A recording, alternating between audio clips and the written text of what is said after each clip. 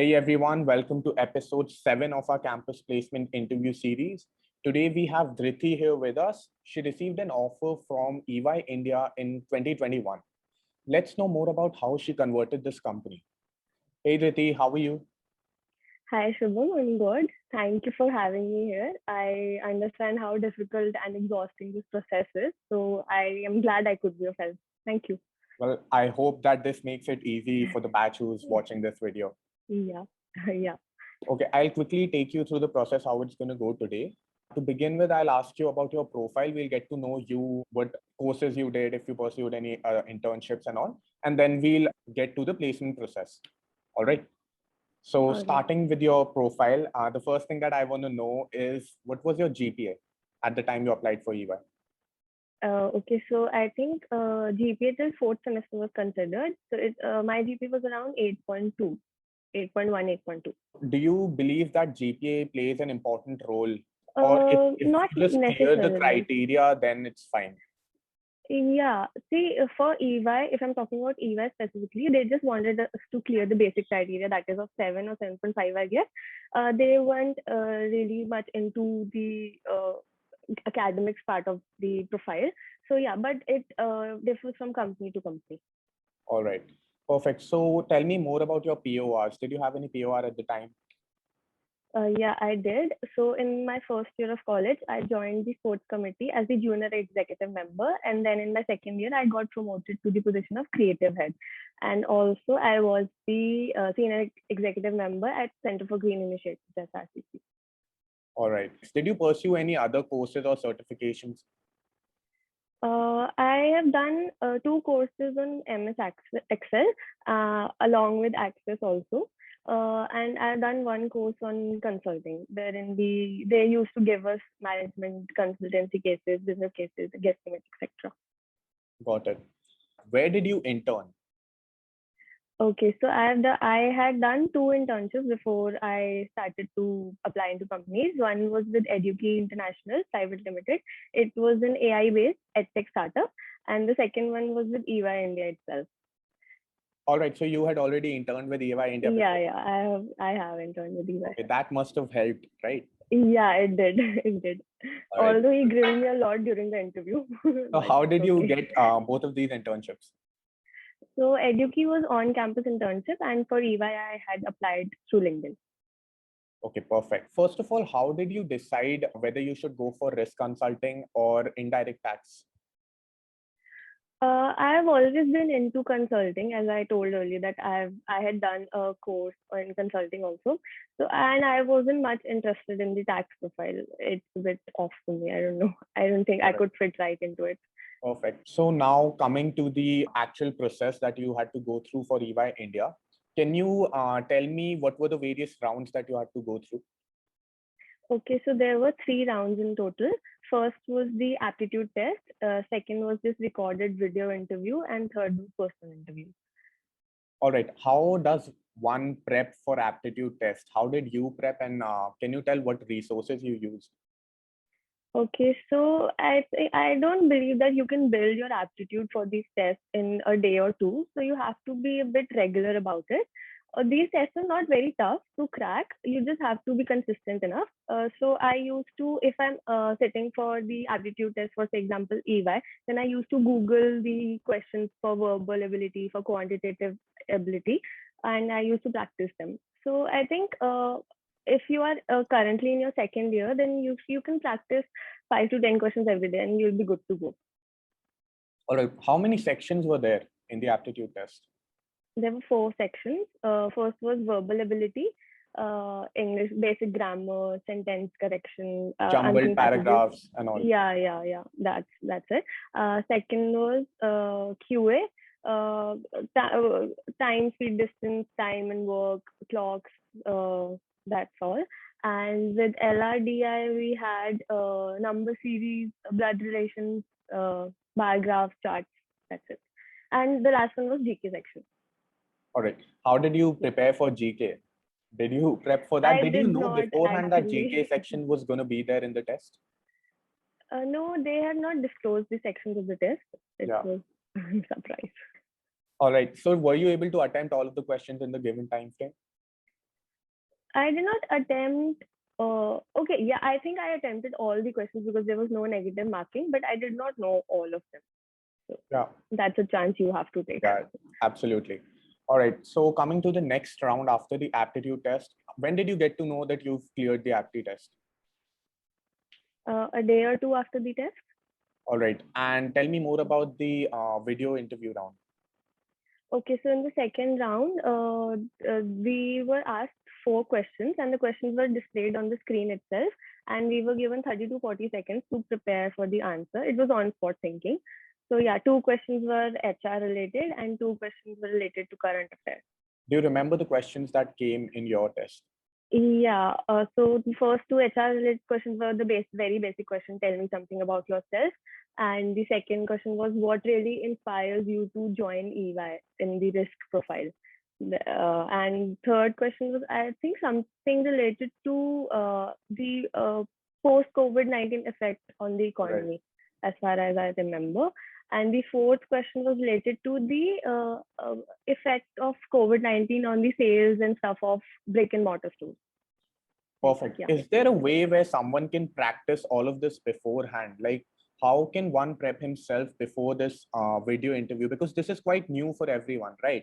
We are actually used to seeing someone's face in front of us and we can see their reactions and everything.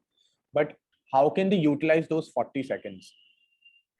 Okay, so it is not very different from a group discussion, except that you are alone and there aren't many people present. So you just have to go with your instinct and whatever you have done or studied for the current affairs. The HR questions are very basic. They are the same questions that are asked in the HR interviews also. So it's better if you prepare yourself beforehand. For the current affairs question, you can, you should inculcate a habit of reading newspaper. That's what I learned. But yeah, it's your on-spot thinking only. All right, that's good. So is there a way that one can, enter the topic that's asked in the interview? They enter the topic in a separate device and then they get to know what the topic is about and then they can speak in those 40 seconds. I don't think, because you are being continuously proctored in the video interview also. Your camera is on, so you just... Okay, so your camera is on when you're reading the question as well. Yeah. You can just take down notes. That's fine. But I don't think you can log into other devices. I mean, I did not do that and I wouldn't recommend, but Okay, understood. Okay, moving forward, then you got into your interview round. Tell me more about that. How was it for you? So it was just one round of interview. So we were asked a mixture of both HR and current affairs and technical questions. So the interview was actually very sweet. He was the director. I was very anxious when I got to know, but he was very sweet. It was not a very formal conversation. It was like, yeah, he's asking and I'm responding like that. So he started with the very basic question, tell me something about yourself. So for this question, I had already prepared a 30 to 40 seconds, thoda sa introduction, which helped me. And I would suggest that everybody should do it. The next question was, why do you want to join EY? I had also researched a lot on the profile and the company, and I told him that I've already interned. So that helped. At this point of time, he actually started grilling me because I had already interned with them. He wanted to know each and every detail. So I'd suggest that if you have written anything in your CV, you should be pretty thorough about it. Otherwise, they can, cross question on any point. And if you don't know, just be precise with your answers. Don't just blabber around because they'll know that too. Absolutely. So in your internship, while you were interning at EY, were you interning in the similar department? No. It was a different department. I was in transaction advisory service line, and this is the consulting. So, yeah. All right. Okay. So what kinds of questions were asked to you except the HR questions? Talking about the technical. So apart from this, he asked me 2-3 questions related to the current affairs as usual. And then he gave me a business case, very basic market entry business case related to a pen manufacturer. I told him because I had already studied something about the consulting cases in my courses. So yeah. And then he suddenly asked me, what do you understand by SOPs, standard operating procedures? And if you are planning to organize an event, how would you go about it? So it was totally unrelated. I was a bit shocked, like, why is he asking me anything related to SOPs? It's not at all, linked to the profile. And I'd studied so much about the profile and it was not about it. So I realized that he's just testing my confidence. So I just spoke everything and anything I knew about it. So yeah, it went well. So I just decided to be precise about it. That really helped. yeah, that's good. So weren't accountancy questions asked to you in your interview? No, nothing related to accountancy. Internal audit is a part of your JD, right? Yeah. So I believe accounts question would be pretty specific to this profile. So were See, your friends asked internal. questions about audit, let's say internal audit or accounts, something like that? I'm not really sure because I had the first interview of the day. So I didn't ask anybody because I was already done with it. So I don't, because I think the internal audit is different from the audit that is chartered accountants perform, because it is more related to the efficiency of the organization. Yeah. So I don't think we were asked anything about accountancy. Okay. Also, I was asked about the labor laws that were changed in 2020. So I didn't really know the answer to them. I had just read the headline. So I told them that this, and he was fine with it. So in case you don't know any answer to a specific question, just don't speak anything. Just tell him that, sir, I only know this information and I'd be glad to check or, know more immediately after the interview. Okay. So yeah, it was a good interview. It was not very grilling or pressurizing. It was fine. I had a good experience with them. All right. I wanted to. I actually went through your JD and I saw that they've mentioned internal audit in your JD. Yeah. So yeah, that's what I wanted to clarify. So initially, when the profiles came out, it was risk analyst. So we didn't know that it was.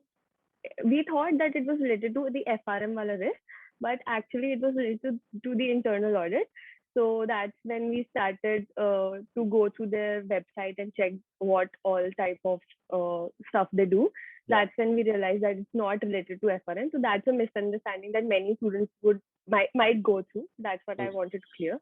So yeah, I had prepared a lot of information about internal audit, but they did not ask me anything, luckily. So yeah, it was good.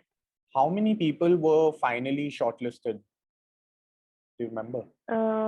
Yeah, I think 10 people were shortlisted for this risk analyst profile, and 3 to 4 people were shortlisted for the tax profile.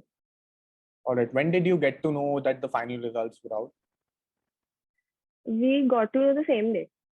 After we were done with our interview, they released the results. And in the mail that you received, it was written that you had to go through 2 interviews, but at your time, you only had to go through 1 interview, right?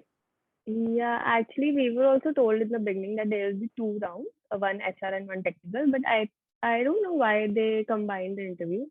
I don't really know the reason. I think maybe they were running short on time. That's why, because they were conducting simultaneously interviews in other colleges as well. Or maybe they were impressed in the first interview. Yeah, maybe they were satisfied with our results. So Yeah, maybe that's the reason. that could be it.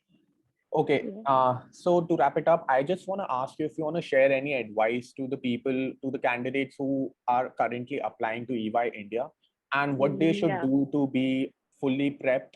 Yeah, okay. So first of all, I'd suggest that make sure you attend the pre-placement talk, not just of EY. This is for every company, because they tell us a lot of information we tend to ignore, but that is actually very helpful if you really want to please the interview.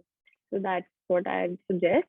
And secondly, if you're going for an interview and if you don't know anything, just don't panic. Try to stay calm. Interview is all about self-confidence and the right energy. If you don't know anything, just don't start blabbering, because otherwise it'll reflect in your answers and you don't want that. So yeah, just stay calm and positive. Good attitude works.